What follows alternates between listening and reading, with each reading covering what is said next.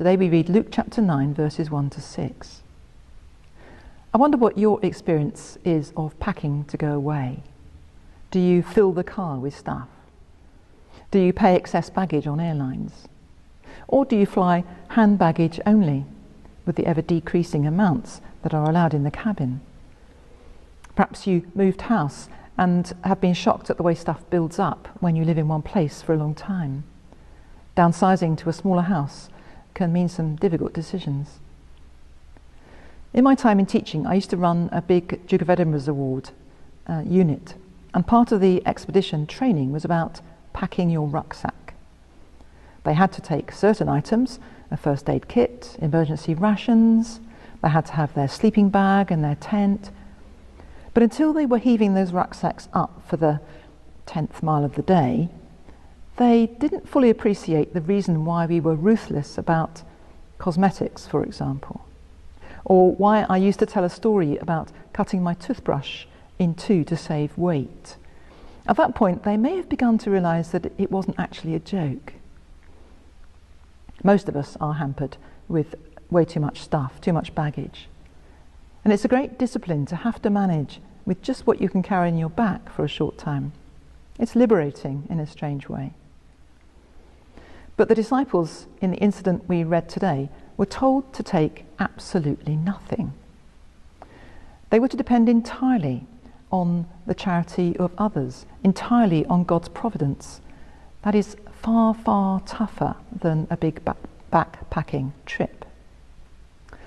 We assume that the reason for this was to teach them to trust in God, really trust, because there was nothing else to rely on.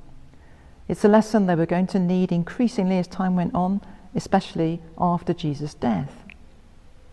Really important to learn it now, before he left them. Later on in the same gospel, we find Jesus giving what looks like a contradictory set of instructions about mission. In chapter 22, he refers back to this occasion.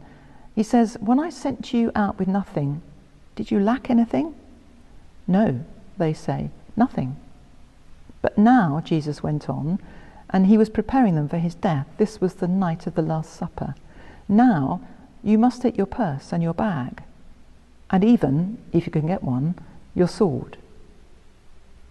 That attitude of deep trust in God they would still need, and more than ever.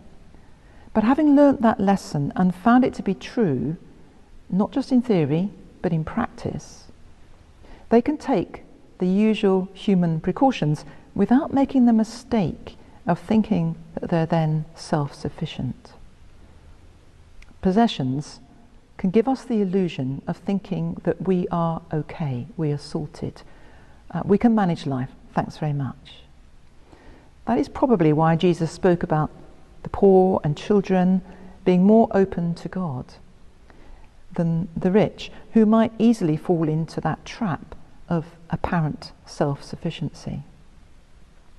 So, how do we put this passage into practice in our own lives? We don't have to go begging on street corners to do that. But somehow we have to find a way of sitting loose to our staff. We can all have a good turnout, we can give things away, we can donate money. Can we also cultivate that complete trust in God? Not necessarily because we have nothing, but by reminding ourselves daily that actually we're not in control of our lives. We are vulnerable to whatever may happen that day. We can't see the future.